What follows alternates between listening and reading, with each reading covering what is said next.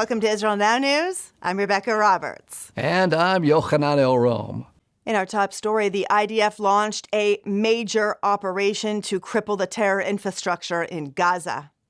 The Israeli Air Force successfully eliminated 3 top Islamic Jihad members in pinpoint strikes throughout the terror enclave. The targeted attacks came just days after the Iranian-backed terror group launched over 100 missiles into the Jewish state. IDF spokesperson Rear Admiral Daniel Hagari explained that 40 aircraft took part in Operation Shield and Arrow. In addition to taking out the Islamic Jihad leadership, the Air Force also carried out precision attacks on a rocket manufacturing facility and several military compounds. Prime Minister Benjamin Netanyahu said that 95% of Israel's security problems come from Iran and that the rogue Islamic Republic is attempting to start a multi-front campaign against the Jewish state. He warned that Israel is prepared for these scenarios and is ready for all possibilities. The IDF's Home Front Command was prepared for retaliatory rocket fire, and residents living in the Gaza periphery were instructed to stay close to bomb shelters. Israel's Defense Minister Gallant has warned that Iran has amassed enough uranium for multiple nuclear weapons. During a recent visit to Athens, Gallant told his Greek counterpart that Iran will not be satisfied by producing just one atomic bomb. He said so far the radical Shiite regime has gained enough enriched uranium material for 5 nuclear weapons. Israeli Prime Minister Benjamin Netanyahu echoed the gravity of the Iranian nuclear threat to a bipartisan U.S. congressional delegation visiting the Knesset. He stressed to the American lawmakers that Iran could threaten the United States if it gets a nuclear weapon. He also described the hardline Islamic Republic as an ideological force that views Israel as the small Satan and America as the great Satan. The vicious terrorists who murdered Lucy, Maya, and Rina D. have been neutralized by Israeli forces. Rabbi Leo D., who gave an exclusive interview on Israel Now News last week, expressed his relief that the killers would not be able to harm anyone else. He said that he was very happy that no soldiers or civilians were injured in the raid, and that he is proud to live in a country where security forces are so precise and skilled. More than 200 Israeli soldiers participated in the pressure cooker operation in the old city of Nablus. Israeli Prime Minister Benjamin Netanyahu welcomed the news, saying, "We settled the score with the murderers of Lucy, Maya, and Rina D. Our message to those who harm us is that it may take a day, a week, or a month, but be assured that we will find you." Israel continues to crack down on the Palestinian Authority's support and incitement of terrorism. Finance Minister Bezalel Smotrich has declared that funds which were earmarked for the PA will now be given to the victims of Palestinian terrorist attacks. This is meant to offset the monthly stipends that the government of Mahmoud Abbas pays to the families of terrorists. In 2021, the corrupt Palestinian Authority shelled out an estimated $157 million in its pay-to-slay program, which serves to motivate further attacks on Jews. The Knesset has also approved the preliminary reading of a bill allowing victims of Arab terror attacks to sue the PA paymasters in court. The measure will allow victims to pursue financial compensation against those funding terrorism. Israel has demolished an illegally constructed school near Bethlehem, which was funded by the European Union. The structure was deemed a security hazard and at risk of imminent collapse. According to the Regavim NGO, this is just one of over 100 illegal schools built strategically throughout Judea and Samaria, used to cynically cement the Palestinian hold on key areas. This unlawful construction, funded by the EU, is designed to help the Arabs in their land grab to establish facts on the ground. It has posed a serious security threat to Jewish sovereignty in the biblical heartland, and the Israeli government has vowed to crack down on the rampant illegal building. Jewish homes and synagogues were burned, and a member of the Jewish community was killed during ethnic clashes in India. About 5,000 Jews who trace their lineage to the lost tribe of Manasseh live in Manipur. They were caught in the middle of an outbreak of civil war in northeastern India. More than 200 B'nai Menashe homes were destroyed, 2 synagogues were torched, and a Jewish Torah scroll was set on fire. Israel's foreign ministry has been in touch with members of the B'nai Menashe community, and the Knesset is closely following the events in northeast India. The World Food Program has announced that it will be suspending its aid to 200,000 Palestinians due to lack of funding. This UN agency provides monthly vouchers and food baskets to Arabs living in poverty, particularly in the Gaza Strip, where Hamas leaders have run the economy into the ground to fund their terror campaign against the Jewish state. The people of Gaza have suffered under Hamas's tyrannical rule since the terror group's bloody takeover in 2007. 45% of the population of Gaza is unemployed, and 80% rely on international handouts. In medical news, researchers at Tel Aviv University have been able to stop ovarian cancer cell division with the use of a nanodrug. RNA nanodrugs have successfully targeted and muted the gene which directs the protein that causes ovarian cancer to metastasize. This research may provide a possible treatment for people suffering from chemotherapy and radiation-resistant cancers. Professor Dan Pierre of the Smuna School of Biomedicine and Cancer Research led the study. He explained that the ultimate goal is not only to silence the genes that cause cancers, but to edit them completely from the genome. This would mean the difference between ongoing treatments and the ability to stop the disease in its tracks with just 1 or 2 doses of the RNA nanodrug. This research was published in April in the peer-reviewed Science Advances journal. The Israeli Knesset has approved an $8.8 million budget to restore the ancient Israelite capital of Shomron. Located in northern Samaria, this ancient city was founded by the biblical king Omri. It served as the capital of the Kingdom of Israel. Archaeologists have uncovered evidence of 10 periods at the site. The Assyrians destroyed the city in 721 BCE. It was rebuilt dozens of times, most notably by King Herod, who named the city Sebastia after Augustus Caesar. It was also an important Christian and Crusader site. Unfortunately, Shomron has been repeatedly looted and damaged by Arabs living in nearby villages. Israel plans to invest heavily in mapping the archaeological site, building new access roads and a tourism center, as well as increasing law enforcement to prevent illegal activity there. Israel, and particularly its capital, Jerusalem, have been named by Club Med as the top summer vacation destination. The Jewish state boasts an average of 0 rainy days in the summer, making it a beautiful location for a holiday. The renowned French travel and tourism agency noted that Israel enjoys long, sunny summer days, averaging 12 hours of sunshine per day all summer long.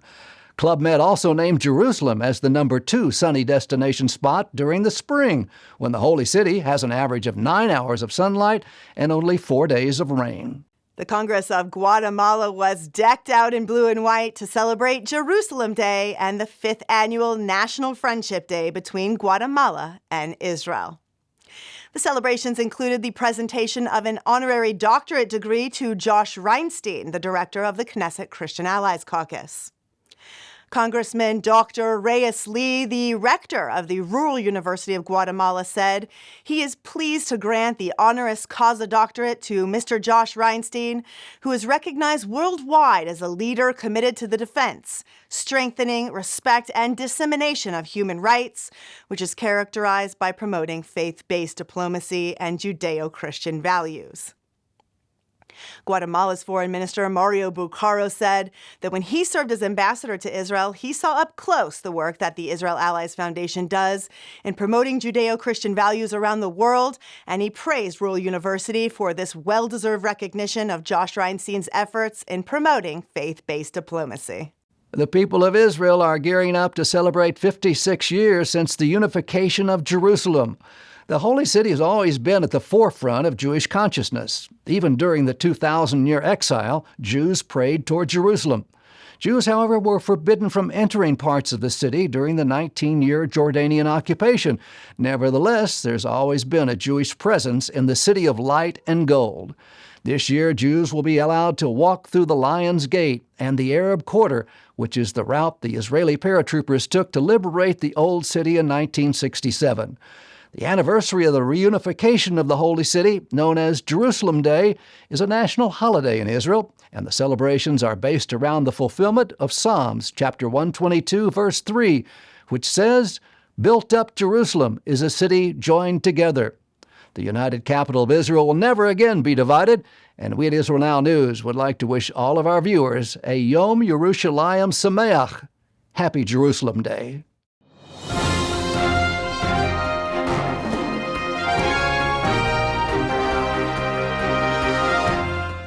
That concludes the news portion of our show. Stay tuned for Ask the Source with Josh Reinstein.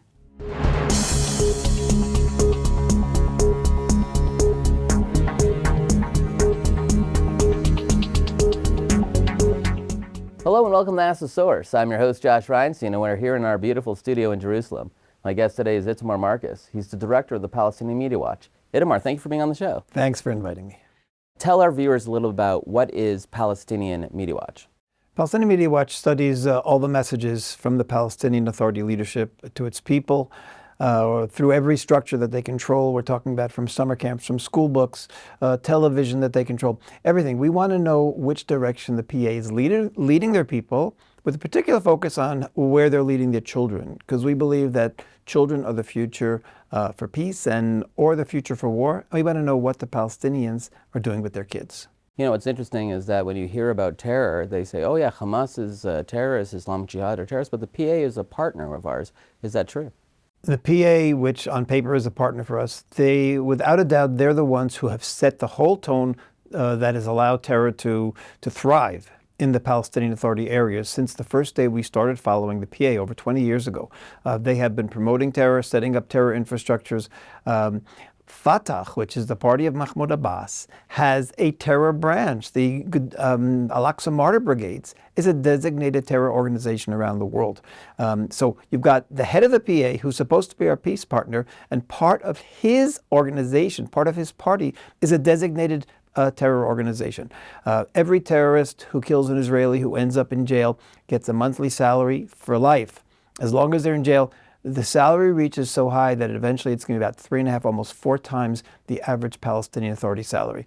The PA promotes terror in advance, and then they reward terror after the fact. Some really disturbing numbers. Since the Biden administration took over, $1 billion has been transferred to the PA. Killing of Jews and Israelis have gone up 900%. Is this because of the pay-to-slave program? The killing of Jews goes up when Palestinian Authority needs it to go up. Now, it's ironic now. What's happening is the Palestinian Authority is the weakest that they've literally ever been. About 80% want Abbas to resign and have elections. Over 80% say he and his government is corrupt. Because of this weakness, he has to keep promoting terror. The more his people succeed in having terror, the more Israel then has to go in and fight terror, the more he can distract the anger that the people have at him for being a failed leader, and he can direct the anger at Israel. When Israel goes in to go for terrorists and children get involved, and then a child is killed, everybody gets angry at Israel. Well, in fact, it's the Palestinian Authority is responsible for the terror. In fact, they're even responsible for convincing kids to go out and put their lives in danger, and even convincing kids to try to kill themselves. Well, it all goes to education. Is the PA supporting an education system that is teaching children to become terrorists? The Palestinian Authority is absolutely not only teaching their kids to be terrorists, but they're actually teaching their kids that the best thing and the greatest achievement that they could have in life is to be a shaheed, meaning a martyr for Allah. And I'll just give you an example. A few years back, during one of the terror waves, 16 12th graders had died during the year in terror attacks. So when it came time for matriculation, the Palestinian Authority official news agency, WAFA, made the following announcement. Today, some of the parents are bringing their children to get their matriculation tests and their matriculation, but the real ones who got the real reward are those 16 children who aren't here today because they did the fast track to heroism and to glory and to, in other words, the PA was saying that the ones who died and didn't graduate were better than the ones who are graduating and are going to have a life and are going to have a children and are going to have a job. No, those are just getting matriculation. You became martyrs for Allah. This is the Palestinian Authority. It prioritizes killing Israelis and being killed for Allah, and he puts this on a pedestal. Well, you're running a campaign now to get the PA designated as children abusers. Is it because of this situation? Absolutely. We have so much documentation. We have films from TV. We have the brainwashing of the kids. We have all of this. And we're going to parliaments around the world. Already have been in 7 parliaments and the U.S. Congress, showing members of parliament. And we're asking them all to vote on a resolution to declare the Palestinian Authority child abusers for convincing their own children to be martyrs. We have all the evidence you could need. And I'll just give you an incredible example. A 14-year-old, about 2 months ago, went on a terror attack.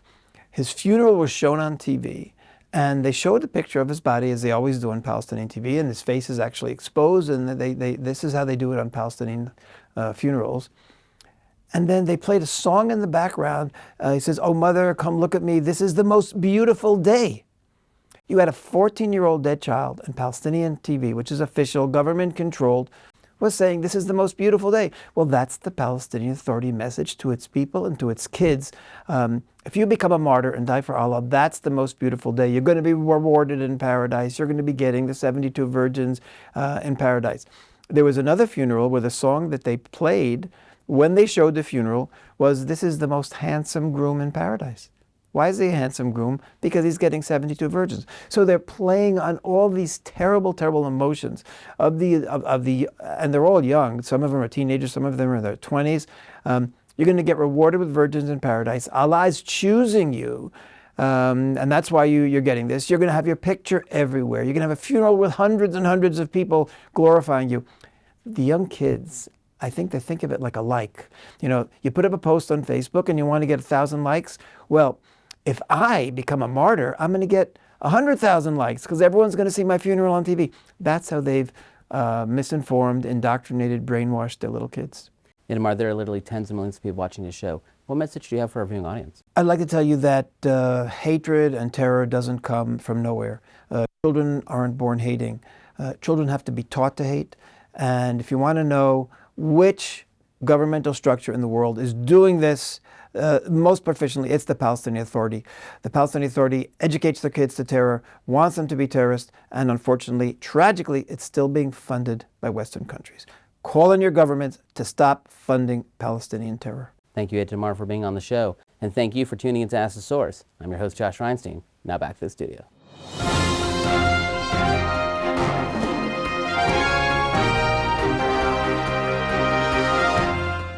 Up next, the return to Zion with Karen Hayesod.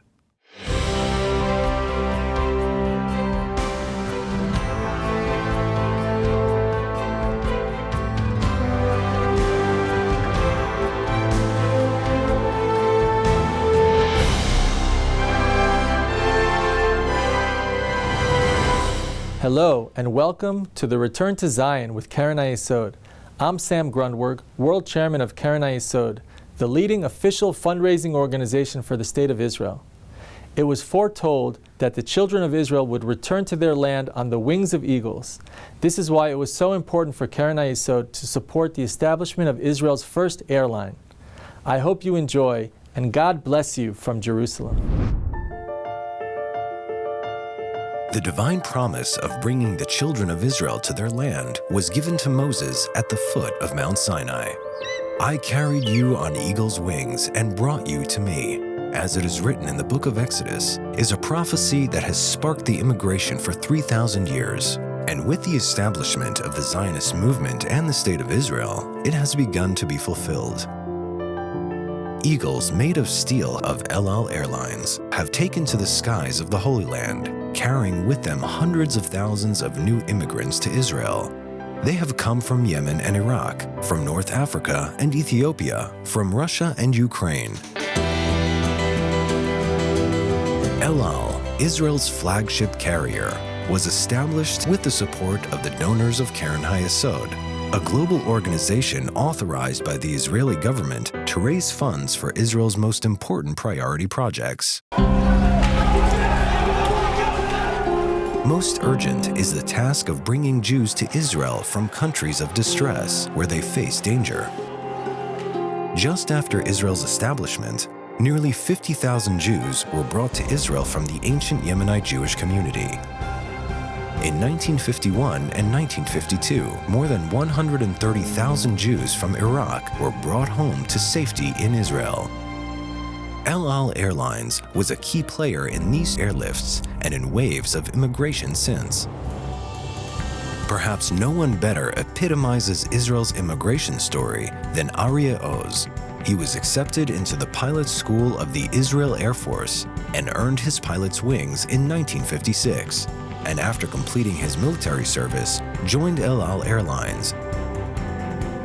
He returned to the Air Force in 1991 to fly a jumbo jet taking Ethiopian Jews home to Israel in Operation Solomon.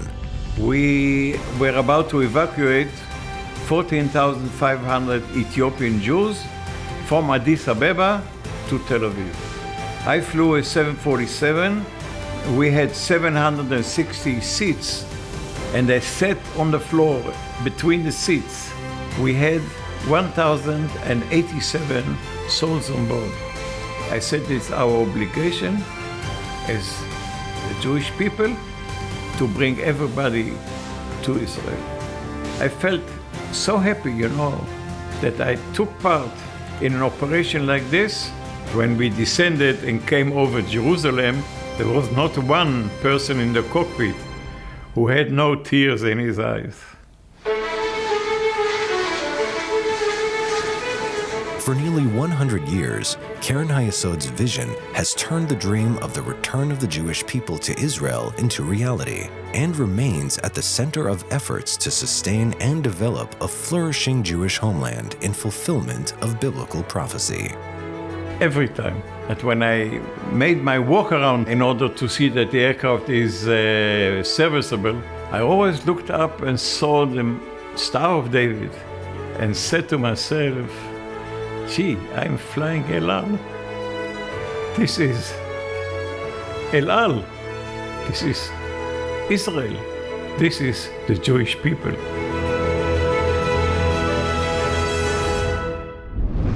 Let's bless Israel together. To donate and get information, visit khisrael.org. The biblical prophecy is unfolding right before our very eyes. The people of Israel are returning to the Promised Land after 2,000 years of exile. But millions of Jews are still longing to come home. Bless Israel by supporting Keren Hayesod United Israel Appeal, the leading official fundraising organization for the State of Israel. Together, we can fulfill the prophecy of the Bible. Let's bless Israel together. To donate and get information, visit khisrael.org.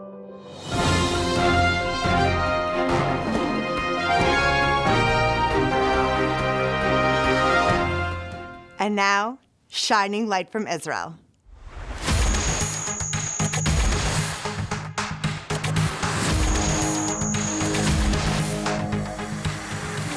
"300 meters above the Sea of Galilee, in the Galil, we're going to find the National Park of Korazim.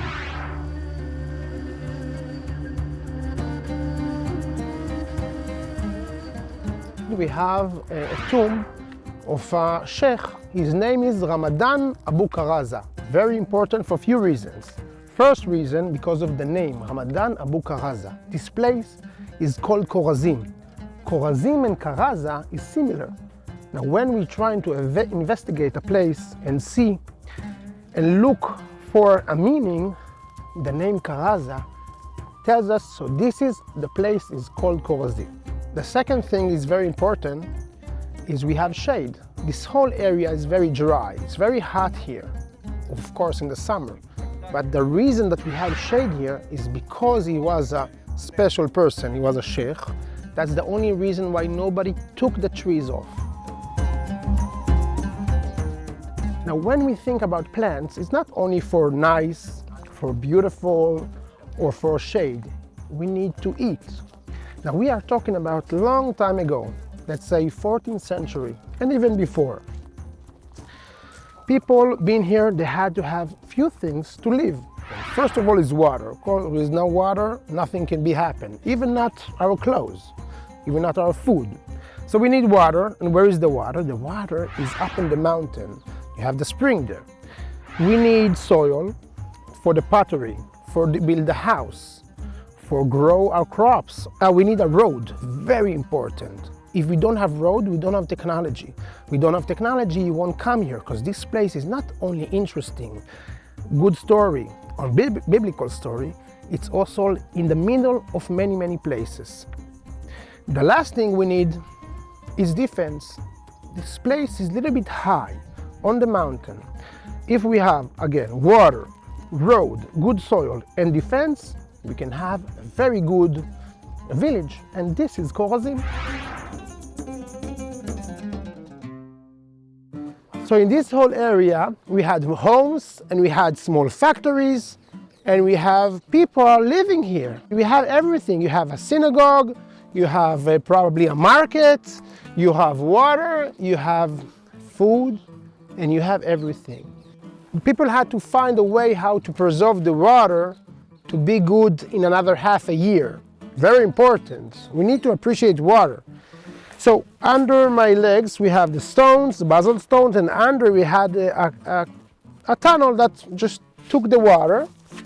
We have many, many cisterns or places the water will go inside and stay there, and we need them to stay in the shade and clean. These things that we don't realize today. Every Jewish village has to have a mikveh. It's called a ritual bath. In Hebrew we call it mikveh. Every mikveh has its size. It has to be water from the rain. The roof or the top is all basalt stone, very heavy, lasting for 1,400 years ago. This is a very interesting technique and it's still here. Everything is covered with plaster to avoid leaking, and the water still stays here until the summer.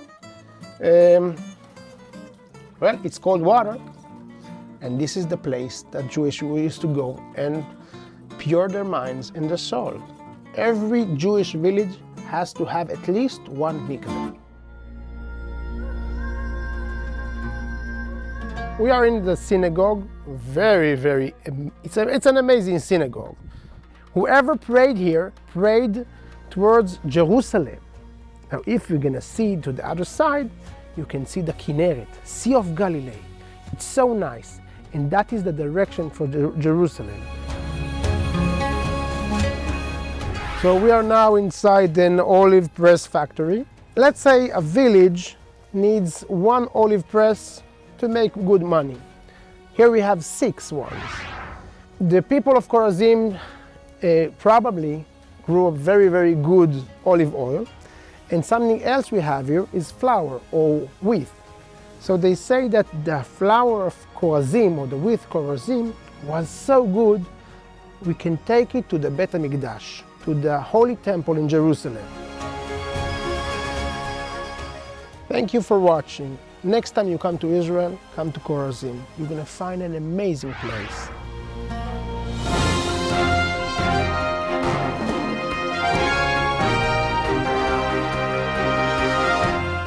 That's all for this edition of Israel Now News. I'm Rebecca Roberts. And I'm Yochanan El Rome, reporting from our studio in Jerusalem. Please join us again next week for all of your Israel updates.